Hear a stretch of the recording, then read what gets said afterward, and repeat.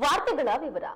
September 10ರಂದು DCC ಬ್ಯಾಂಕ್ನ ಎದುರಿನ Banjara convention ಹಾಲ್ನಲ್ಲಿ ವಾರ್ಷಿಕ ಮಹಾಸಭೆ ನಡೆಯಲಿದೆ ಎಂದು ಬ್ಯಾಂಕ್ನ ಅಧ್ಯಕ್ಷ ಆರ್.ಎಂ. ಮಂಜುನಾಥ್ ಗೌಡ ಮಾಹಿತಿಯನ್ನ ನೀಡಿದ್ದಾರೆ.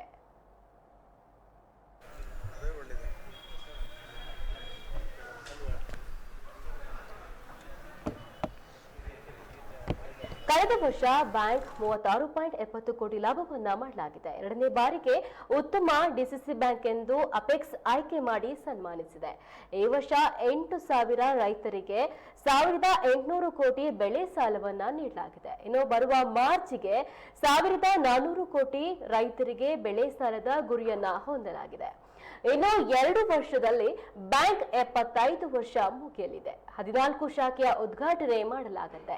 ಇನ್ನು ಈಗಾಗಲೇ ತ್ಯಾಗರ್ತಿ, ಚಿಕ್ಕಪೇಟೆ, ಗಾಜನೂರು, ತೀರ್ಥಹಳ್ಳಿ, ಎಪಿಎಂಸಿ, ಬಾರಂದೂರಿನಲ್ಲಿ ಸೇರಿದಂತೆ 5 ಶಾಖೆಯನ್ನ ಆರಂಭಿಸಲಾಗಿದೆ. ಇನ್ನು 2.70 ಲಕ್ಷ ಗ್ರಾಮಾಂತರ ಭಾಗದಲ್ಲಿ ನಮ್ಮ ಗ್ರಾಹಕರಿದ್ದಾರೆ. ಹಾಲು ಉತ್ಪಾದಕರಿಗೆ ಫೋನ್ ಪೇ ಸೇವೆಯನ್ನ 1 ತಿಂಗಳಲ್ಲಿ ಆರಂಭಿಸಲಾಗುವುದು ಎಂದು ತಿಳಿಸಿದರು.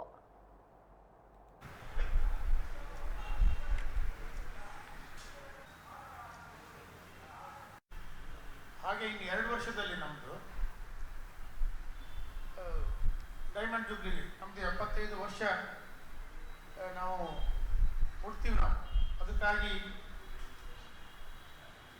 50 ಶಾಖೆಗಳನ್ನು ನಾವು ತೆರಿಬೇಕು ಅನ್ನುವಂಥ ಉದ್ದೇಶ.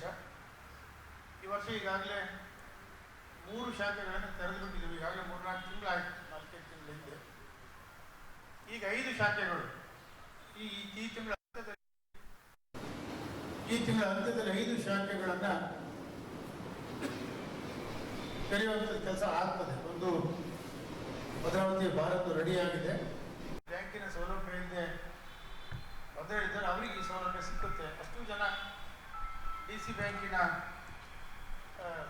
ಸೇವೆಗೆ ಒಳಪಡ್ತಾರೆ ಅನ್ನುವಂಥ ಒಂದು ಉದ್ದೇಶ. ಕೆಲಸ ಕೂಡ ಮಾಡಲಿ ಅನ್ನುವಂಥದ್ದು. ಹಾಗೆ ಈ ಬರುವ ದಿನಗಳಲ್ಲಿ ನಾವು ಏನಿವತ್ತು ಮೊಬೈಲ್ ಬ್ಯಾಂಕಿಂಗ್ ಸಂಚಾರಿ ಶಾಖೆಯನ್ನು ಬಿಟ್ಟಿದ್ದೀವಿ.